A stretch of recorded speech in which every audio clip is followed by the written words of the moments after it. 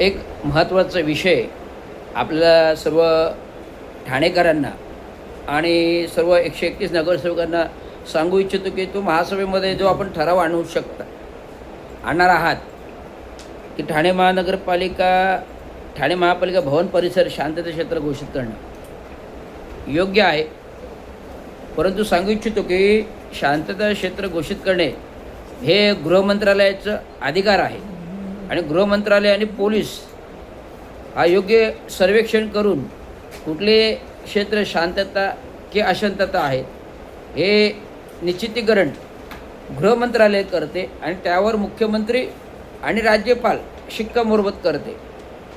तर हा झाला तांत्रिक मुद्दा आणि हा ठराव याच्यासाठी येतो आहे की मागच्या महासभेत म्हणजे 18 तारखेला आणि 23 तारखेला जी महासभा झाली तर कामगारांचं कॉन्ट्रॅक्ट कामगारांनी भला मोठा मोर्चा गेटसमोर आणला होता, तर त्याचा इफेक्ट महासभेपर्यंत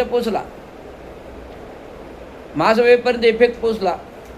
त्यामुळे महासभेमध्ये अशी चर्चा झाली आणि तो महासभेचा विषय मी महत्त्वाचे सभागृह नेते यांच्यापर्यंत पोचवला आणि महासभेत चर्चेत जेव्हा आला तेव्हा विषयावर म्हटलं की हा तमाशा बंद करा. कोणीतरी ज्यांच्याकडे दिलं होतं तेच नेते म्हणाले हा तमाशा बंद करा. सभागृह नेते म्हणाले हा तमाशा बंद झाला पाहिजे.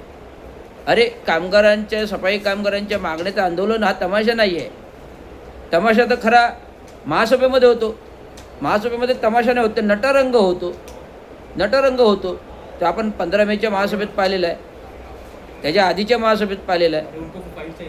कुठल्याही क्षेत्रामध्ये कुठलाही शांतता क्षेत्र घोषित करताना संविधानिक घटनेच्या कायद्यानुसार संविधान आर्टिकलनुसार हा गृहमंत्रालयाचा अधिकार आहे, महासभेचा नाही.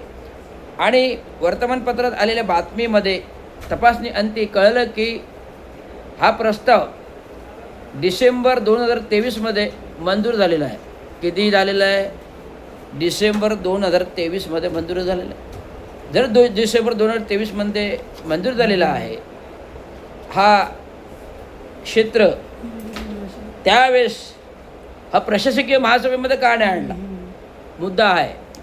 परंतु हा विषय हा धोरणात्मक निर्णय असल्यामुळे हा प्रशासकीय महासभेला अधिकार नाही आहे, तो लोकल बॉडीला आहे. आता लोकल बॉडी आली आणि तो 2023चा जर प्रस्ताव पाहता तर 2023चा प्रस्ताव हा 90 दिवसापेक्षा जास्त झालेला आहे.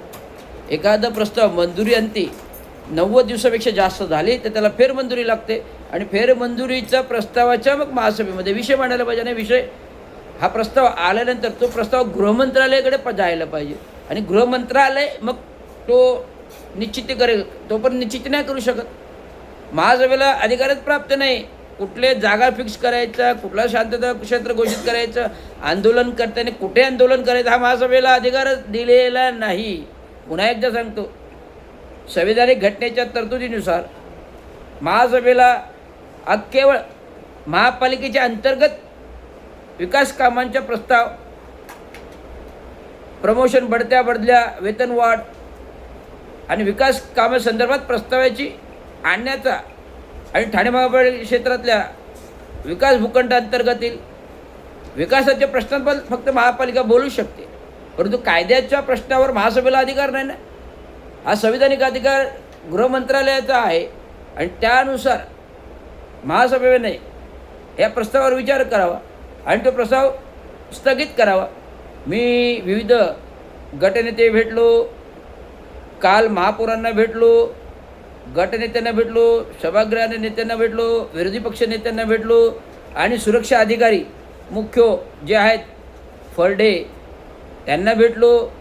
त्यांच्या अधीनस्थ कर्मचाऱ्यांना सांगितलं की हा ठराव बाद झालेला आहे. 2023च्या प्रस्तावावर तुम्हाला ठराव आणता येत नाही, पाठवता येत नाही.